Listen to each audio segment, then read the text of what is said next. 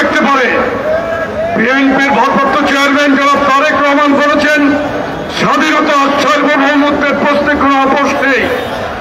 আমরা তাদের কর্মী হিসাবে বাংলাদেশের মানুষকে আশ্বস্ত করতে চাই, স্বাধীনতা সার্বভৌমত্বের প্রশ্নে আমরা আমাদের সর্বশক্তি দিয়ে বাংলাদেশকে রক্ষা করবো ইনশাল্লাহ।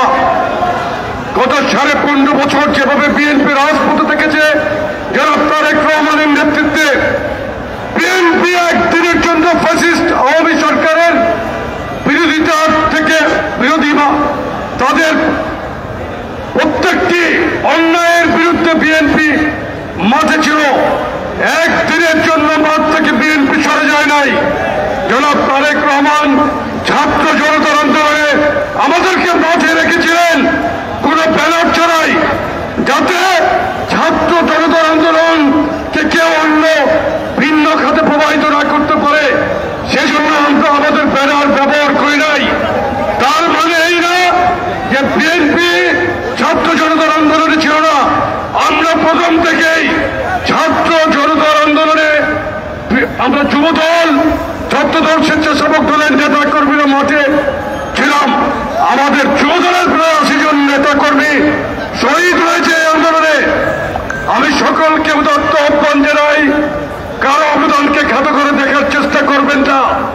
দেশের স্বাধীনতা সার্বভৌমত্বের প্রশ্নে সর্বপ্রথম বাংলাদেশে এবারের ক্রাইসিসও আমরা সর্বপ্রথম এই লং মার্চের ঘোষণা দিয়ে মাঠে নেমেছি।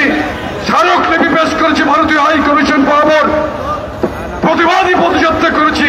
সুতরাং দেশপ্রেমিকের প্রশ্নে আমাদের তুলনা আমরাই।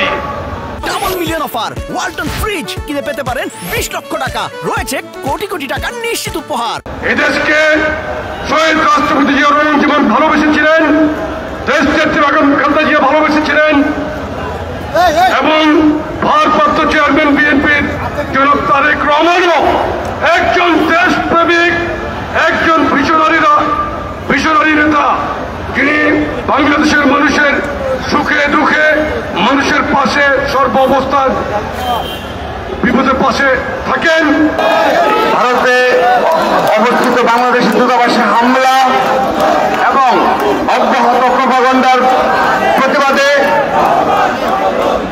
বাংলাদেশ জাতীয়তাবাদী ছাত্রদল, যুবদল এবং স্বেচ্ছাসেবক দল কর্তৃক আয়োজিত আজকের এই ঢাকা থেকে আগরতলা অভিমুখে লং মার্চের প্রধান অতিথি হিসেবে উপস্থিত রয়েছেন ভারতীয় আগ্রাসনের প্রতিবাদে রাজপথে সোচ্চার বিএনপি বিপ্লবী সিনিয়র যুগ্ম মহাসচিব রুহুল কবির রিজভী ভাই উপস্থিত রয়েছেন, যুবদল স্বেচ্ছাসেবক দলের সংগ্রামী সভাপতি সাধারণ সম্পাদক, এবং উপস্থিত রয়েছেন ছাত্রদল কেন্দ্রীয় সংসদের বিপ্লবী সাধারণ সম্পাদক জনাব নাসির উদ্দিন নাসির সহ ঢাকার বিভিন্ন ইউনিটের নেতৃবৃন্দ এবং সারা দেশ থেকে আগত ছাত্রদলের বিপ্লবী সহযোগিতাবৃন্দ সবাইকে আমি আমার ব্যক্তিগত পক্ষ থেকে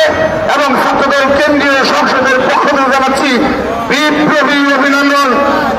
প্রিয় উপস্থিতি, আমরা অবগত রয়েছি এই খুনি হাসিনা যখন অবৈধভাবে ক্ষমতায় ছিল, তখন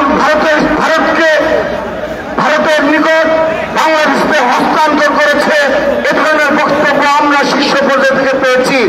কিন্তু যখন এই জুলাই আগস্টে খুনি হাসিনা পালিয়ে যেতে বাধ্য হয়েছে, তারপর থেকে একের পর এক ষড়যন্ত্র অব্যাহত রয়েছে, সাম্প্রতিক দাগরা উস্কে দেওয়ার জন্য ষড়যন্ত্র অব্যাহত রয়েছে, এবং তারপর আমরা দেখলাম সরাসরি ভারতে অবস্থিত বাংলাদেশের হাই কমিশনে হামলার মতো ঘটনা ঘটেছে। আমরা বাংলাদেশ জাতীয় ছাত্রদল বলে দিতে চাই, আমাদের মধ্যে গণতান্ত্রিক সমাজ থাকবে, গঠনমূলক সমাজ